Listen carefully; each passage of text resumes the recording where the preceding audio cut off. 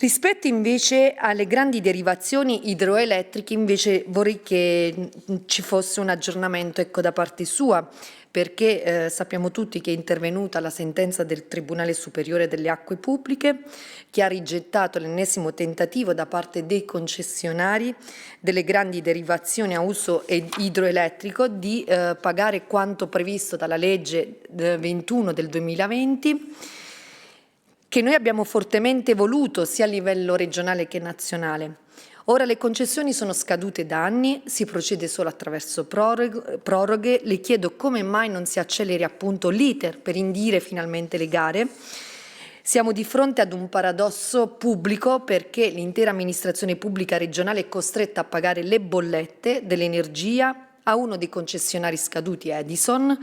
È preciso che almeno Edison paga qualcosa, ci sono altri come ad esempio A2A che neanche quello paga. Quindi ci sono tanti comuni che dovrebbero ricevere milioni di euro, che tuttora sono trattenuti in via precauzionale dalla Regione proprio a causa dei ricorsi in corso, e su questo avevo presentato un ordine del giorno che mi ha bocciato proprio per far partire le gare. E quindi la prima cosa che le chiedo è proprio questa: se accetta un emendamento per far sì che ai comuni venga dato quello che la Regione dovrebbe ricevere invece di quello ricevuto, come abbiamo poi fatto attraverso l'emendamento che è stato approvato. Allora, poi mi farò aiutare anche dall'ingegnere Canali che segue direttamente e parliamo delle prime domande sulle grandi derivazioni idroelettrico, no? E sugli aerotrattenuti. No? Noi assolutamente non vogliamo mettere in difficoltà i comuni, però essendoci un contenzioso in corso, come fai a dare dei soldi che in linea teorica potrebbero poi non essere garantiti da una sentenza? E quindi, ripeto, poi chiedi ai comuni che te li ritornano indietro perché non spesi? È tutto qua il problema, perché non è... Comunque, se l'ingegnere Canali su questa prima domanda vuole integrare, che certamente lo sa meglio di me avendo seguito tutto l'iter tecnico. Sì, allora prima da fare un chiarimento, perché la consigliera, posso dire consigliera, sì? Ok, la consigliera Capozzi ha parlato di sentenze, ecco, lì però siamo nell'ambito delle sentenze del Tribunale Superiore delle Acque e riguardano dei contenziosi in merito agli atti amministrativi che riguardano i canoni di derivazione e la cosiddetta energia gratuita.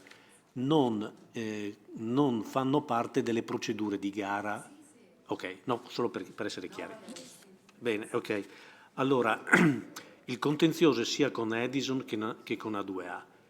I comportamenti sono differenti solo sull'energia gratuita, nel senso che Edison versa sia i canoni di derivazione che l'energia gratuita, salvo diritto di ripetizione, però come cassa li versa con i contenziosi in atto, mentre A2A versa i canoni ma non versa l'energia gratuita. Quindi con quella norma che è stata fatta un paio d'anni fa per cercare di mitigare il flusso di cassa nei confronti dei comuni, sui canoni tutto quello che viene versato relativo al famoso canone fisso, che sono i 30 euro a kilowatt di concessione, che è comunque sempre doppio rispetto a prima, quello viene erogato al 100% ai comuni. E qui non c'è differenza né tra le zone Edison, che ricordo è il Cellina Meduna, né nelle zone A2A, che è la Carnia sostanzialmente. Mentre per quanto riguarda l'energia gratuita, con un criterio che è stato stabilito di precauzione fissando certi valori, quello che versa Edison viene in parte versato ai comuni e in parte trattenuto in regione, mentre per adesso, siccome non viene versato niente sulla carne dell'energia gratuita, non viene versato, ecco. E quindi questo è lo stato di fatto, per cui c'è un minore flusso di cassa verso i comuni della Carnia, ma non zero perché il grosso dei canoni lo ricevono.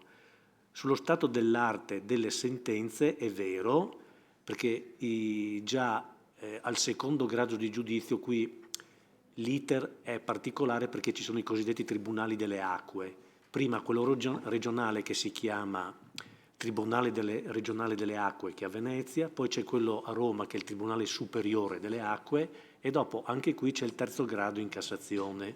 Vi annuncio che Edison oggi ha depositato il ricorso in Cassazione dove è rimasta soccombente al Tribunale superiore delle acque, per cui loro continuano in tema, anche se in tutte le regioni sul tema canoni, energia gratuita, le sentenze sono tutte nella direzione di dare ragione alle regioni.